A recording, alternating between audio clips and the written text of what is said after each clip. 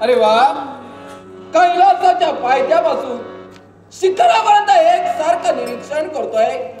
प्रत्येकाच्या मुखातून एकच वागेश्वरी, ओम नमः शिवाय, ओम नमः शिवाय. सारे भक्तजनो, या कैलासनाथाचा तुम्हाला मंगलमय आशीर्वाद. खरोखरच देवतांवर अशीच श्रद्धा ठेवा.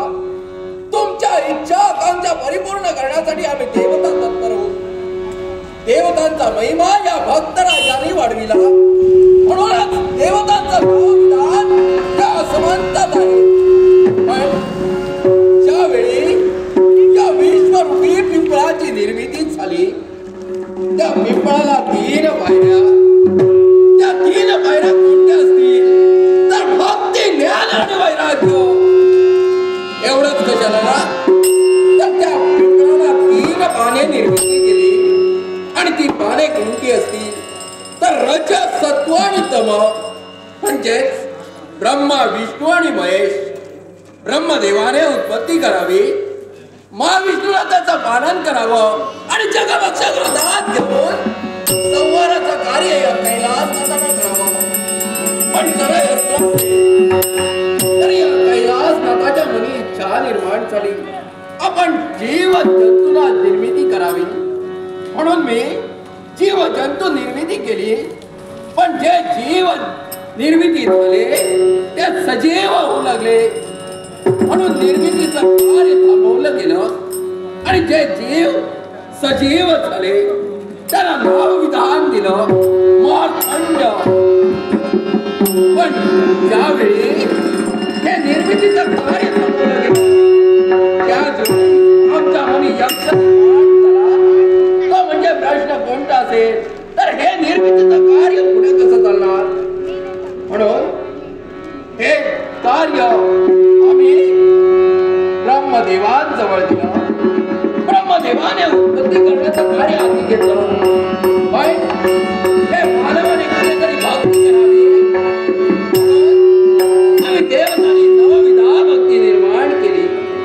आणि त्याप्रमाणे देवता या देवतांवर भक्ती करण्यासाठी हे भक्त तत्पर होत आहे. खरोखरच भक्त श्रेष्ठ आहे. पण असं असलं असेल, हे बापरे, काय बोलतोय कलियुगाच्या ठिकाणी माहीत असेल तर तिकडे तिकडे अधर्म, अत्याचार, अधोगती चालू आहे. आणि ही कोणाची माया असेल तर कलियुगाच्या ठिकाणी वावरणारा कलिदेव, कलिदेवाने जिकडे तिकडे आपलं साम्राज्य निर्माण केलं. पण या कलियुगाच्या ठिकाणी आम्हा देवताला मूर्त स्वरूपात दर्शन देऊन भक्तांची इच्छा आकांक्षा परिपूर्ण करण्याचा अधिकार नाही. याला कारण म्हणजे रुंदेचा शाप. ज्या रुंदेने आम्हा देवताला दिलेला तो शाप, ज्या रुंदेचा पातिव्रत नष्ट करण्यासाठी महाविष्णू तत्व झाला आणि त्याच वेळी रुंदेने दिलेला तो शाप. देवता तुम्ही आहात माझ्याशी पाषाण होऊन लागला म्हणून आज साऱ्या देवताला शाप देते. कलियुगाच्या ठिकाणी तुम्ही पाषाण होऊन पडा. तद्वात आम्ही देवता 11 कोटी देवता पाषाण झालो. 11 कोटी देवता अंतरिक्षात वावरतायत आणि 11 कोटी देवता स्वर्गाच्या ठिकाणी. पण जे पाषाण झालेले 11 कोटी देवता, ज्या भक्ताची इच्छा आकांक्षा असेल तर त्या भक्त जर त्या पाषाणाच्या जवळ गेला असेल तर कौल रूपाने बोलून तर देवता त्याची इच्छा आकांक्षा परिपूर्ण करतात. एवढंच नव्हे तर जे अंतरिक्षात वावरणारे देवता तेच 11 कोटी देवता एका सद्भक्ताच्या अंगात वर संचाराच्या निमित्ताने त्याची इच्छा आकांक्षा परिपूर्ण करताय. पण असं असलं तरी काही क्षण या कैलासी राम तल्लीन हो. ओम नमः शिवाय. हरि ओम नमः शिवाय. हरि ओम नमः शिवाय. ओम नमः शिवाय. गिरिजा माझी माझी माता. गिरिजा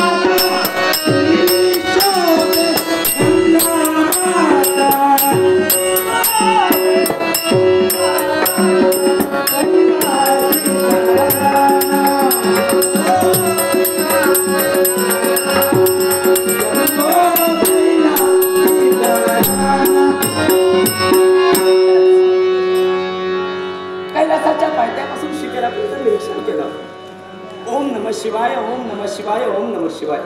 खरंच चहूबाजूचं निरीक्षण केलं. सारे भक्त शिवदर्शनासाठी असले आणि म्हणूनच काय या भक्तांचं निरीक्षण केलं अंतरी शिवभक्तीचा अमूल्य ठेवा आपल्या हृदयी जतन करून. जोपर्यंत भोलेनाथांचा आशीर्वाद मिळत नाही तोपर्यंत आसुसल्याने नजरेनं आपल्या देवाकडे पाहणारे हे माझे प्रेमळ भक्त खरंच मन अगदी आनंदून गेले. पण ज्याप्रमाणे हे भक्त शिवभक्तीसाठी आसुसले शिव आशीर्वादासाठी तत्पत भोलेनाथ आमची 2 प्रकारची नाती. एका नात्याने मी त्यांची धर्मपत्नी, दुसऱ्या नात्याने मी त्यांची भक्ती. पण पत्नीचं नातं काही क्षण बाजूला ठेवून भक्त या नात्यानं कैलासाच्या पायथ्यापर्यंत मी सुद्धा आले आणि म्हणूनच विलंब न करता भोलेनाथांच्या भक्तीत तदात्म राहून जोपर्यंत भोलेनाथांचा आशीर्वाद मला मिळत नाही तोपर्यंत माझ्या मनाचं समाधान होणार नाही. याच्यासाठी प्रथमतः भोलेनाथांना त्यांच्या ध्यानधारणातून विमुक्त करून त्यांचा आशीर्वाद मिळवावा. खरंच भोलेनाथ आपल्या ध्यानधारणात मग्न आहेत आणि म्हणूनच आपण सुद्धा आपल्या भक्ती तेजानं भक्ती पावित्र्याने देवाला आत्मसात करून घ्यावा. आत्मसात करून घ्यावा. ओम नमः शिवाय. ओम नमः शिवाय.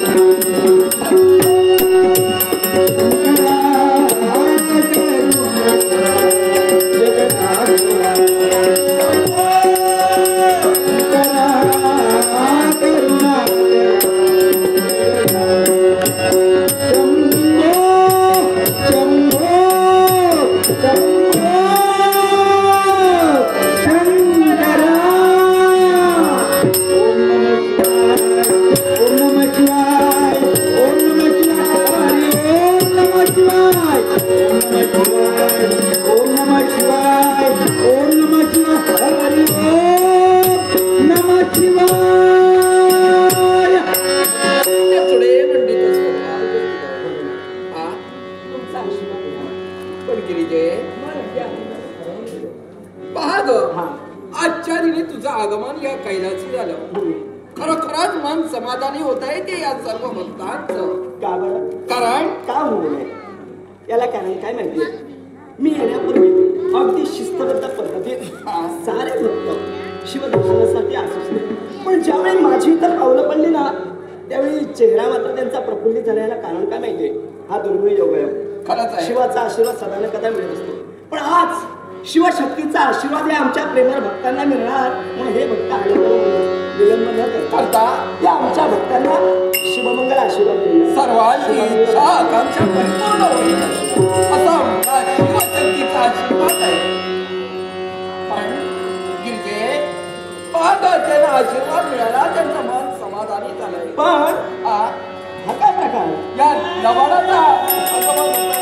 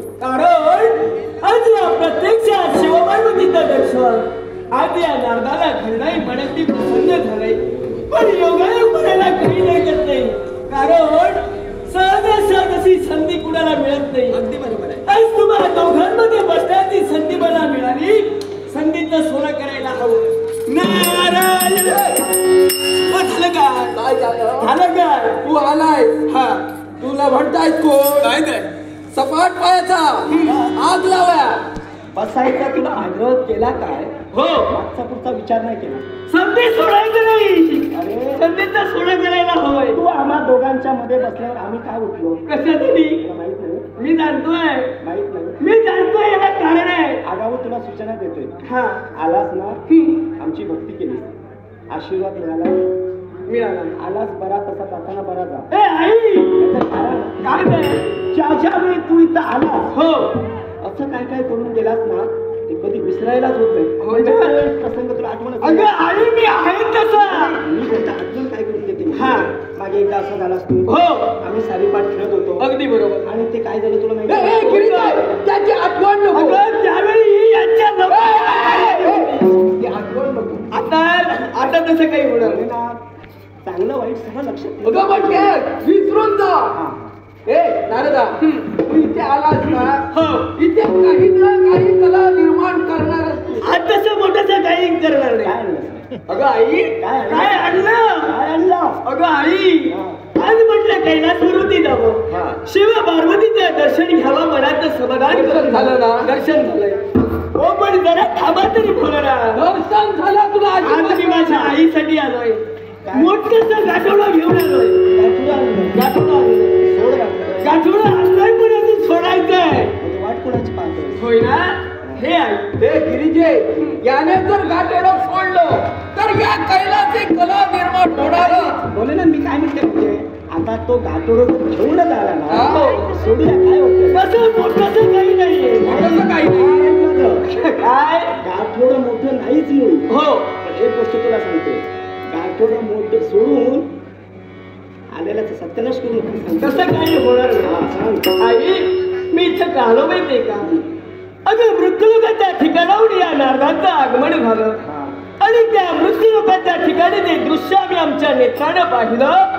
आज ते दृश्य पाहून आमचं मन अगदी गुलाला भयभीत बनलं गेलं. भयभीत बनलाय. हो.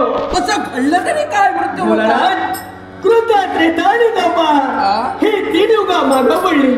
कलियुगाला सुरुवात झालेली आहे. कलियुग चालू आहे. मग या कलियुगाचे दृश्य पाहिलं हे आई. अगं तिकडे तिकडे या मृत्यूलोकाच्या ठिकाणी हाहाकार माचला जातोय. थांब थांब, का तू हे आता भलतीकडे चाललायस तू. का म्हणून नाही, मला तुझ्या बोलण्यात लक्षणं जाणवू लागले. काय बोले ना, याला थांबवायचं की बोलायला लावायचं ते तुम्ही ठरवा. याला झालं काय माहितीये, हा कसा आहे माहितीये, म्हणजे ताजीच गोष्ट आहे. 3 युग मागं पडली. हो. देवसभा भरली होती आणि या देवसभेत कलियुगाचा विस्तार रचण्यात आला. आपण खरंच आहे. सांगतात ना, मग या कलियुगाच्या विस्तारासाठी सारी देवसभा जमली असताना कुणी काय करायचं. रुंदेच्या शापानं देव दगडाचा आहे. हा कलियुगाच्या विषयावर बोलायला आला म्हणून सांगते. बरोबर बरोबर. रुंदेच्या शापानं देव दगडाचे झाले. मग कलियुगात कसं काय होणार, प्रत्येकाला जबाबदारी वाटण्यात आली. पण हा लबाड ह्याला कुणीच काय सांगायला झालं, ह्याला कळेना झालं. सारे देव प्रत्येकाला कामं वाटून देतात, मला कुणी काही सांगत नाही. मग हा कमीपणा याला सहन झाला नाही. हा इकडून तिकडून लहान मुलासारखा नाचत आहे. तुला आठवणी आहे. तर काय झालं माहिती आहे, धावत पळत ना, तुला माहिती आहे आपलं इथंच जमणार. हो. आम्हा दोघांपर्यंत हा आला आणि मोठ्या हक्कीनं तुझ्या मुखातून शब्द निघाले, आई कलियुगात मी काय करायचं. हा प्रश्न ऐकून मला हसू आलं. भोलेनाथांना सुद्धा हसू आवरायला झालं. त्यावेळी आम्ही दोघांनी काय केलं माहितीये, भोलेनाथांनी तुझ्या उजव्या कानाला पकडलं आणि मी तुझ्या डाव्या कानाला पकडलं आणि दोघांनी तुझ्या 2 कानांना असा पेळ दिला त्यावेळी तुझ्या मुखातून शब्द निघाले, आई मला माझं काम कळलं. ए आई, हा. कुणाशी त्या प्रसंगाची आठवण करू नकोस, कारण अजून माझं कान दुखतोय. आणि नारद, या गोष्टीची तुला मी आठवण करून देते. याला कारणही तसंच आहे. काय? तुझ्या प्रश्नाचं उत्तर मी आज देते तुला. ऐकायचंय. कलियुगाला सुरुवात झालेली आहे. कलियुगात अधर्म अविचार होऊ नये आणि हे करत असताना कधीतरी तुझं वामदिशेला पाऊल पडू नये, तुझ्या हातून चुकीचं काही घडू नये. म्हणूनच तुझ्या कानाला पीळ दिला. याला कारण काय माहितीये, ज्यावेळी तुझं पाऊल चुकीच्या दिशेला पडेल त्यावेळी ही कळ तुला आठवेल. हो. म्हणून दिलेला पीळ आहे तो. पण आई, असं त्याच्यामुळे बोलताना विचार करून असं जरी असलं तर तिकडे तिकडे वारंवार जातो कधी नाही चाललाय. अगं पुत्र आपल्या पित्याला ओळखत नाही, बंधू आपल्या भगिनीला ओळखत नाही, तिकडे तिकडे हात मारला जातोय. मग आई बोल ना, असं जर काही या विश्वाच्या ठिकाणी घडत राहिलं तर या भक्तांनी काय करावं. अरे नारदा, ज्यावेळी कलियुगाची सुरुवात झाली त्यावेळी कलिदेवाला आम्ही मेधा मर्यादा आखून दिली. ज्ञान, भक्ती आणि वैराग्य जिथे असेल तिथे या कलिदेवाने संचार करतो. आज जिकडे तिकडे अधर्म फोफवला गेलाय, अत्याचार आपल्याला मायबद्ध कुठेतरी हा कैलास नाथात्मर होईल. यावेळी हा कैलास नाथ त्या कलिदेवताला मायबद्ध करण्याशिवाय राहणार नाही. हो बोले ना. कुठे निघाला? कुठे निघाला? म्हणजे आम्ही आलो तुमच्याकडे, तुम्ही कुठे निघाला? ज्या कलिदेवाने भक्तांना छळण्यासाठी तत्पर होतोय, तिकडे तिकडे अधर्म अत्याचार करताय, त्याला मायबद्ध करण्यासाठी हा कैलास नाथ जातोय. सुरुवात आहे. गिरीजे का थांबवते? हे कारण आहे, मी पहिलंच म्हणाला होता हा आला म्हणजे काहीतरी नक्की सूत्र घेऊनच आलाय. आता नारदा तू सुरुवातच केली ना. हो. आता सांगते तुम्हाला मी का अडविलं. तुमचं म्हणणं आहे कलिदेवानं मर्यादा ओलांडली, त्यानं मर्यादा ओलांडली, तुम्ही का ओलांडताय. म्हणजे बोलण्याचा भावार्थ विसरलात तुम्ही. वृंदाच्या शापाला देव दगडाचे झाले. कलियुगात प्रत्यक्ष रूपी देवांचं वास्तव्य नाही आहे आणि कलिदेवाला शासन करणार तुम्ही कोण. हे काय अधिकार तुम्हाला. जर कलिदेव आमच्या भक्तांना छळत असेल तर त्याला योग्य तऱ्हेने पाय बंद घालणं आम्हा देवतांचं कर्तव्य आहे. मी तेच तुम्हाला सांगते, भक्तांना छळण्याचा कलिदेवाला अधिकार नाहीच मुळी. मग तो जर आपली मर्यादा ओलांडत नसेल तर तुम्ही मार्ग तुमचा चुकू नका. कलियुग चालू आहे, कलिदेव जे काय करतोय ते योग्यच करतोय. तुम्हाला तू कलिदेवाची बाजू घेतेस, पण तू सुद्धा देवतातील घटक आहे एवढा विसरू नको. जर आज भक्तांना भक्तीने छळण्यासाठी जर तुझ्या तो कलिदेव तत्पर झाला तर तू काय करशील? भक्तांचं रक्षण करणार. भक्तांचं रक्षण करणार. पण कलीला शासन करण्याचा मला अधिकार नाही. कलिदेवाला शासन करणार तुम्ही नाही. तो अधिकार घेऊ नका. मग यावेळी हा. नारदा काय ते? आज ही माझी पत्नी आज माझा मार्ग रोखते. अरे कसली पत्नी? कसली बसली? जी पत्नी आपल्या पतीचा मार्ग रोखते. आकायचा असतो तो रोखण्यासाठी नव्हे. बघा घरीचे यावेळी हा कैलासनाथ निघालाय आणि देवाला शासन करायचं. करायचं ते करते. ओम नमः शिवाय. काय झालं का? कानाला पुढे सोडू नको. हो बोला ना. गेले की का? गेले गेले माझ्या बरोबर गेले. मी तुझ्या कानाला का धरलं माहितीये का? तू मगाशीच म्हणालास हो. गाडोडं घेऊन आलास. गाडोडं सोडलं सगळ्यांची वाट लावून ए आई बाकी मी काही केलं नाही. मी फक्त सांगितलं. पण एक वस्तू सांगू का तू? काय? तू आलास दिवा प्रज्वलित केलास तू. हो. पण हवा तसा दिवा पेटे ना.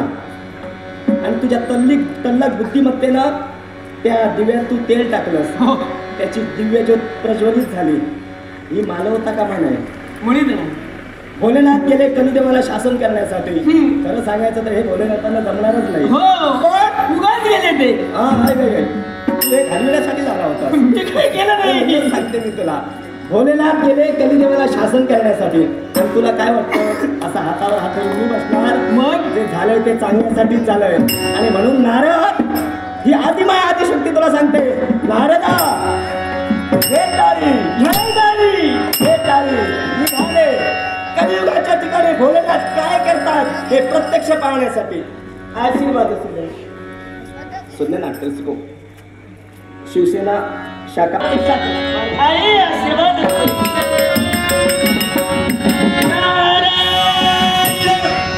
भोळानाथाने आई तिथपर्यंत गेलीये.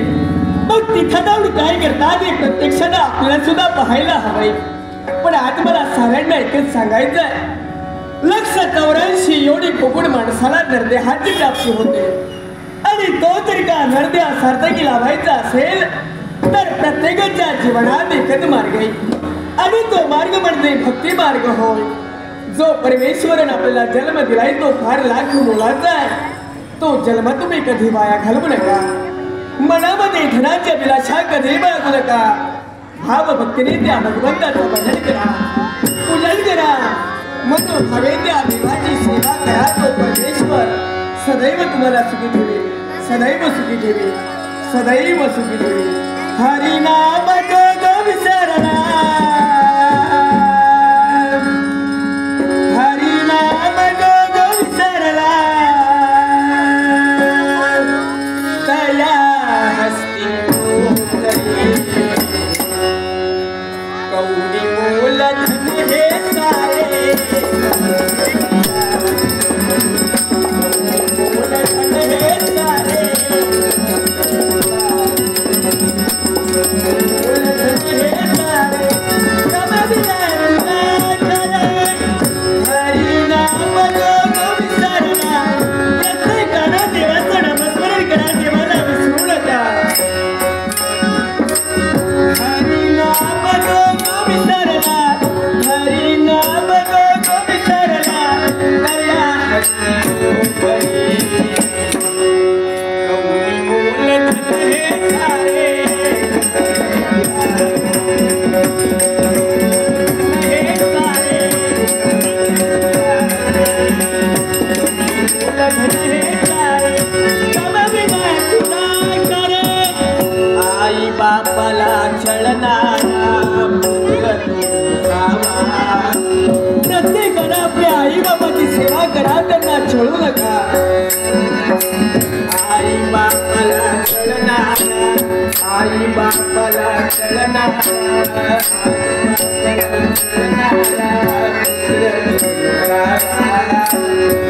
या मागे तू करोती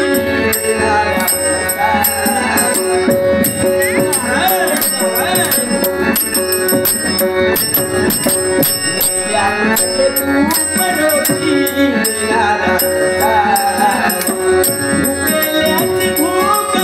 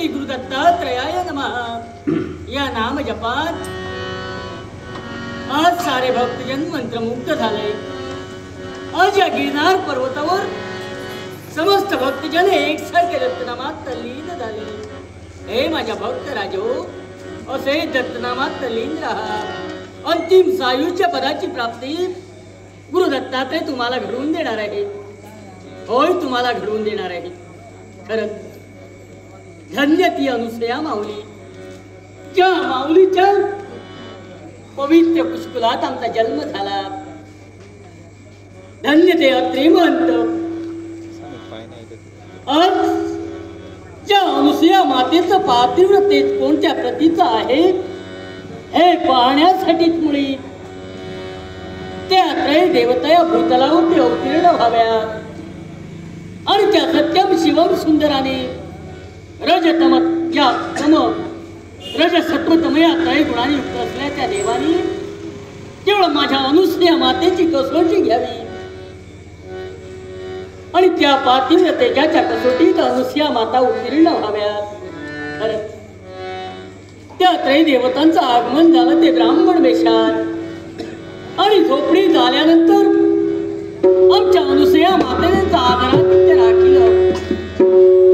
पण अतिथी अभ्यंगताचं स्वागत यथोचित आमच्या माऊलीने केलं. पण त्या त्रय देवतांच्या मुखावर ते शब्द निघाले, हे अनुसूया माऊली, आम्हाला या इच्छेची पूर्तता तुम्ही करावी आणि म्हणून काय अशी तुमची इच्छा आहे. त्याच वेळी त्या त्रय देवतांच्या मुखावर ते शब्द निघाले, आम्हाला इच्छा भोजन वय, इच्छा भोजन वय.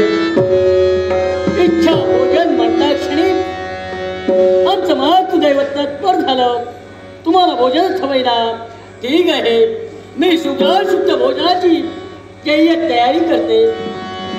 पण त्याच वेळी त्या त्रय देवताच्या मुखावर निघालं ते शब्द, हे अनुसे, आम्हाला भोजन हवंय, इच्छा भोजन, ते पण कोणत्या तऱ्हेनं, तर नग्न भोजन हवंय.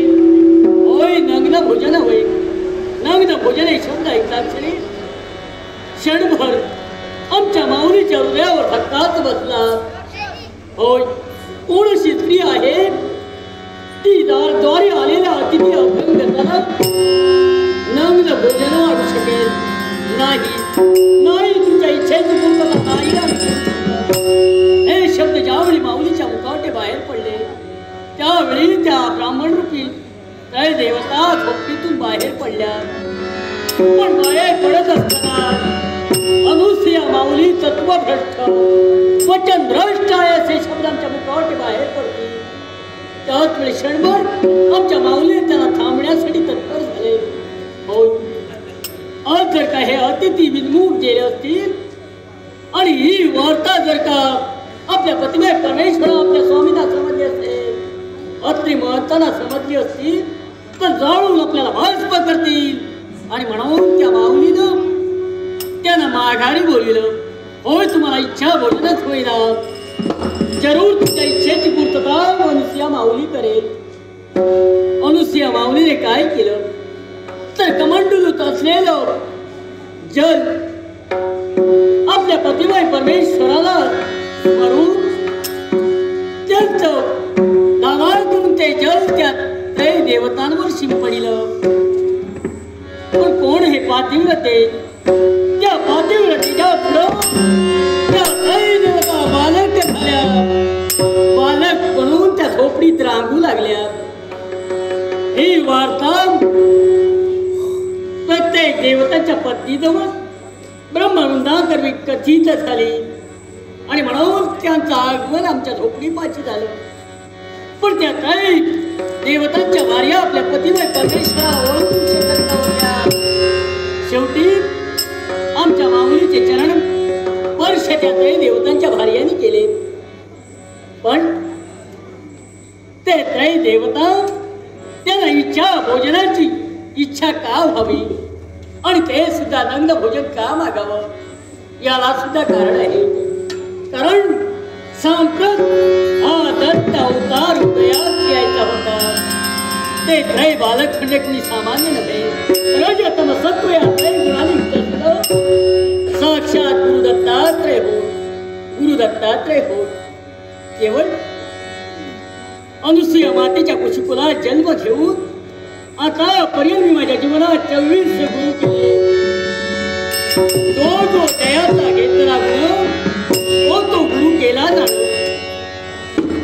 मंडुकापासून ते भूमातेपर्यंत नव्हे तर पाण्यातील माशापासून ते कपुतरापर्यंत अशा तऱ्हेचे अनेक गुरु माझ्या जीवनात केवळ या विश्वासाठी होय, या ऑक्सिजनाच्या उद्धारासाठी हो. आणि या गिरनार पर्वतावर औदुंबर वृक्षाच्या छायेखाली केवळ विश्वाचा विचार, माझ्या भक्तांचा विचार करत असताना एक दिवस उदयांचली आला. ते अष्टसिद्ध महापुरुष आपापसात स्पर्धा करू लागले, आपापल्या ज्ञानाची स्पर्धा करू लागले. आपण श्रेष्ठ आहोत असं एकमेकांना वाटू लागलो. आणि म्हणून या अष्टसिद्ध महापुरुषा श्रेष्ठ पुरुष कोण आहे हे त्यांना कळू शकत नव्हतं. प्रत्येक जण म्हणत होतो मी. अशा तऱ्हेने त्याच्या अंतरी भ्रम निर्माण झाला होता. नित्य त्याच वेळी त्यांचं आगमन या गुरु दत्तात्रयापाशी झालं. आमच्याशी संवाद साधत असताना आकाश मार्गे केवळ 12 आदित्य 18 रुद्र जात होते. आणि त्यांचं नेत्र गुरु दत्तात्रयावर पडले. क्षणार्धात त्या देवता भूतलावरती अवतीर्ण झाल्या. पण त्या अष्टसिद्ध महापुरुषाला असं वाटू लागलं की आपलं ज्ञान पाहू या समस्त देवता या भूतलावरती अवतीर्ण झाल्या. प्रत्येक जण म्हणू लागला माझ्यामुळे देवता आल्या. आणि हा त्यांचा भ्रम दूर घालवायला हवा. आणि म्हणून या दत्तात्रयाच्या मुखाचे शब्द निघाले, हे सिद्ध महापुरुष, तुमच्यामुळे या देवता इथपर्यंत उपस्थित झाल्या असं तुम्हाला वाटतंय. मग चला प्रत्येकानं या देवतांना आज्ञा करा. प्रत्येक देवताला आपापल्या स्थानी चला. प्रत्येक सिद्ध महापुरुष देवताला आज्ञा करू लागले. पण त्या देवतांपैकी एकही देवता जागची हल्ली नाही. त्या देवतेने धुंकुराच्या अष्टसिद्ध महापुरुषांवर पाहिलं नाही. शेवटी त्या अष्टसिद्ध महापुरुषांना आपली योग्य ते या दत्तचरणी लीन झाले. आणि नंतर ते अष्टसिद्ध महापुरुष या दत्ताशी विनम्र होऊन नतमस्तक होऊन आपल्या स्वस्थानी निघून गेले. एवढंच नव्हे तर त्या देवता दत्तचरणी लीन झाल्या. दत्ताला त्रिवार वंदन करून ते 12 आदित्य 11 रुद्र आपापल्या स्थानी विराजमान झाले. आणि हे दृश्य पाहता क्षणी त्या अष्टसिद्ध महापुरुषाच्या अंतरातील मी दूर झाला. अशा तऱ्हेनं एवढ्या विश्वासाठी ही दत्त माऊली नटले. आज या औदुंबर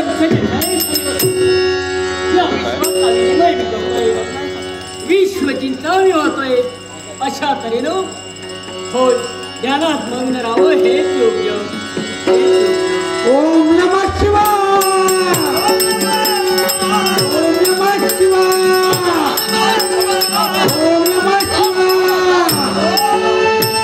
नमः शिवाय. तेव्हा माझी पावलं वळली आहेत ती या गिरनार पर्वताच्या दिशेने. गिरनार पर्वताच्या ठिकाणी असणारे दत्तात्रय यांचं दर्शन घ्यावं आणि पुढचा विचार विनिमय करावा याच्यासाठी या गिरनार पर्वतापर्यंत औदुंबर वृक्ष आणि औदुंबर वृक्षाच्या छायेकडे सारखे दत्तात्रय आपल्या ध्यानात आहेत. याच वेळी यांच्या ध्यानाचा विसर्जन करावं हेच योग्य. दिगंबरा दिगंबरा श्रीपाद वल्लभ दिगंबरा. दिगंबरा श्रीपाद वल्लभ दिगंबरा.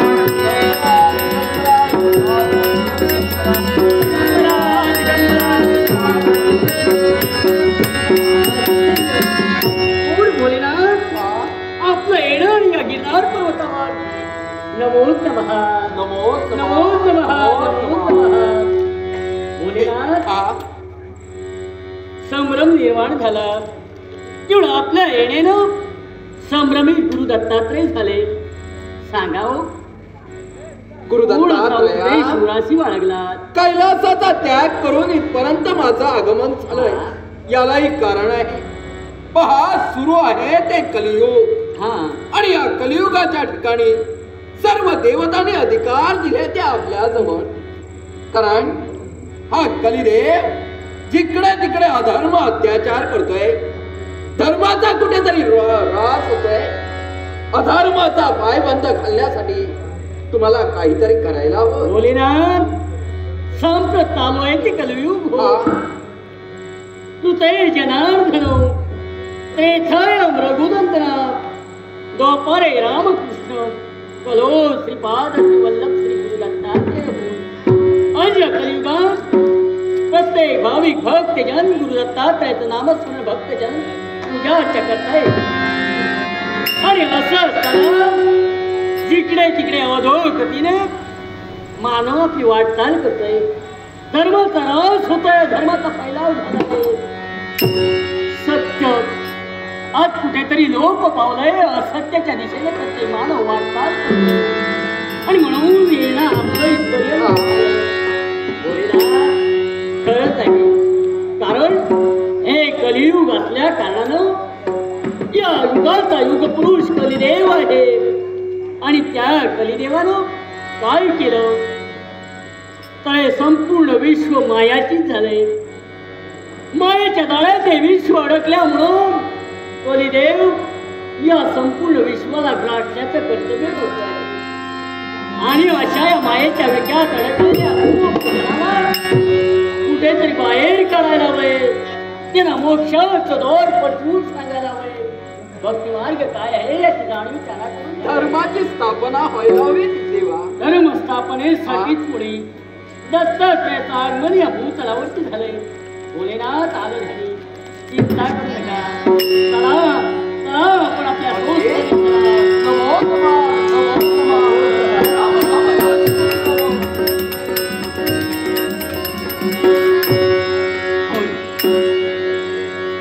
करत आहे. मग आज कलियुग असल्या कारणानं कलिदेव केवळ या मोक्ष जनांना उद्धाराच्या आड येतोय. अशा कलीला आळ घालण्यासाठी होय माझा भक्त मला आळ देतोय. त्या भक्ताला